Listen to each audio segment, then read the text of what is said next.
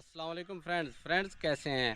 आजकल हमारी lecture series बागात में चल रही है, तो इसके मुतल्लिक भी आप अपना फ़ीडबैक दीजिएगा।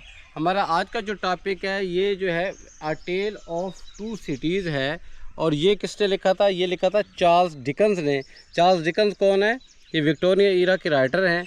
1812 से 1870 तक इनकी एज है, यानी कि 1812 में पैदा हुई और 70 में इनकी डेथ हो गई। अ टेल ऑफ टू सिटीज़, दो शहरों की दास्तान है बेसिकली ये, और लेकिन इसे मैं तो दो मोहब्बतों की दास्तान कहता हूँ, जो हीरो और खैर छोटा दूसरा भी हीरो ही है, चार्ल्स डार्ने और सिडनी कार्टर के दरमियान। पब्लिश हुआ है नवंबर 26, 1859 को। इसका जॉनरा है हिस्टोरिकल नावल, और सेटिंग है इसकी लंदन और पेरिस में। अ टेल ऑफ टू सिटीज़, दो शहरों की दास्तान। लंदन जो है उस वक्त तरक्की कर रहा है, किसका ईरा है? ये विक्टोरियन ईरा है। और पेरिस में क्या है? रेन ऑफ टेरर है, रेवोल्यूशन आ रहा है। ये नावल सेट है 1775 से 1793 के दरमियान। 75 में ये स्टार्ट होता है, 80 और 89 में बड़े इंपॉर्टेंट वाक़यात होते हैं इस नावल में। आपको बता दिया कि ये विक्टोरियन ईरा में है। दोस्तों, आपको मैंने ये भी बताना होता है कि इसकी करैक्टर लिस्ट क्या है। आप उस वक्त तक नावल नहीं समझ पाते जब तक आप उसकी करैक्टर लिस्ट नहीं देख लेते, उसमें कौन कौन से करैक्टर हैं, कौन से माइनर हैं, कौन से मेजर करैक्टर हैं, और उनका क्या क्या किरदार है। इन शॉर्ट मैं आपको वो करैक्टर समझाऊंगा, उससे आपको नावल की समझ आ जाएगी। फिर हम समरी और थीम्स की तरफ बढ़ेंगे, और यकीनन आप इस नावल को बहुत इंजॉय करेंगे, इसलिए वीडियो आखिर तक देखिएगा। अब आपको करैक्टर लिस्ट बताता हूँ। चार्ल्स डार्ने इसका हीरो है। ये एवरमोंट फैमिली से है, यानी कि अरिस्टोक्रेट फैमिली से है, जिनको गिलिटोन के हवाले किया जा रहा था फ्रांस में। सिडनी कार्टन वो शख्स है जो पहले और दूसरे ट्रायल में चार्ल्स डार्ने को बचाता है। कैसे बचाता है आपको आगे चल के बताएंगे। ये असिस्टेंट होता है एक लॉयर का, उसका नाम है मिस्टर स्ट्रायर, STRYVER। ये इसका असिस्टेंट है, लेकिन ये एक बोरिंग पर्सन है लॉयर। मेन जो आर्गूमेंट्स हैं वो सिडनी कार्टन ही देता है केसेस में। आगे आता है डॉक्टर मैनेट। चार्ल्स डार्ने नावल में आगे चल के डॉक्टर मैनेट की बेटी से मोहब्बत करता है, और उस बेटी का नाम होता है लूसी मैनेट। डॉक्टर मैनेट जो है बेस्टील प्रिजन बन जाता है, डॉक्टर होता है, लेकिन इसको तकरीबन 2 दहाइयों के लिए जेल में डाल दिया जाता है। 18 साल से ज़ायद का अरसा है जो उसने जेल में गुजारा है।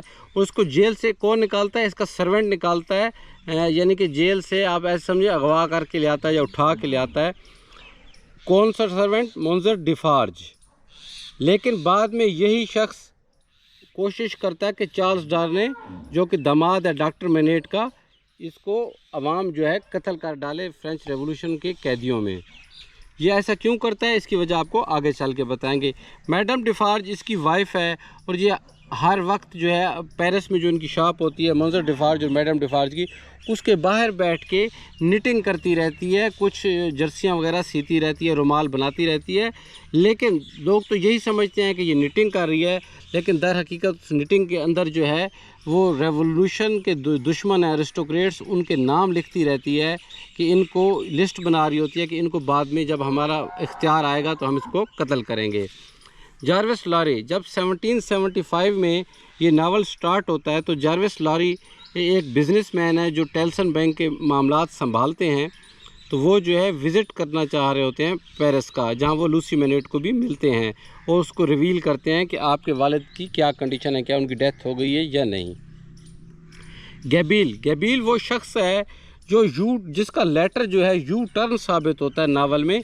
नावल एक सिमत में बड़ा खूबसूरत जा रहा होता है, और यकदम जो है वो क्या कह सकते हैं आपके अरूज से जवाल की जानिब आना शुरू हो जाता है। कौन? चार्ल्स डार्ने और लूसी मैनेट और इनका लव भी। लेकिन यहाँ एक मौका मिलता है सिडनी कार्टन को अपनी मोहब्बत साबित करने का। किससे? लूसी मैनेट से। याद रखिएगा, चार्ल्स डार्ने और सिडनी कार्टन दोनों लूसी मैनेट से मोहब्बत करते हैं।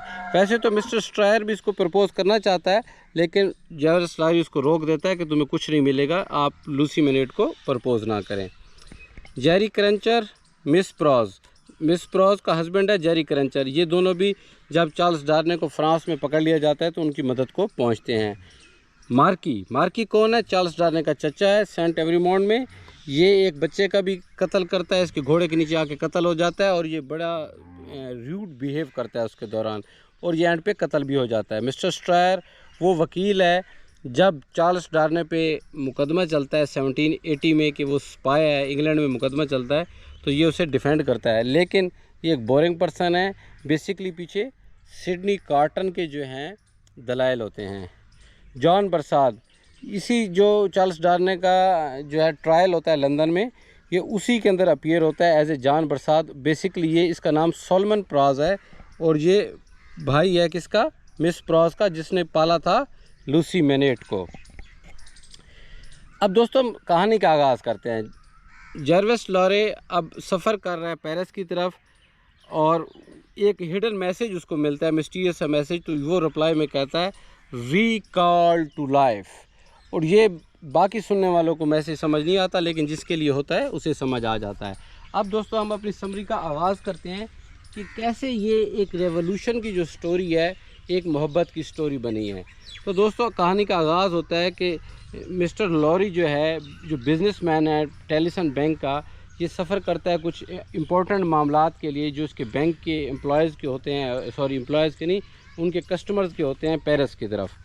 ये वहाँ ये लूसी मैनेट को मिलता है और उसको बताता है कि तुम्हारा जो वालिद है, जिसे तुमने समझा है कि उसकी डेथ हो गई है, उसकी डेथ नहीं हुई, वो अभी तक ज़िंदा है।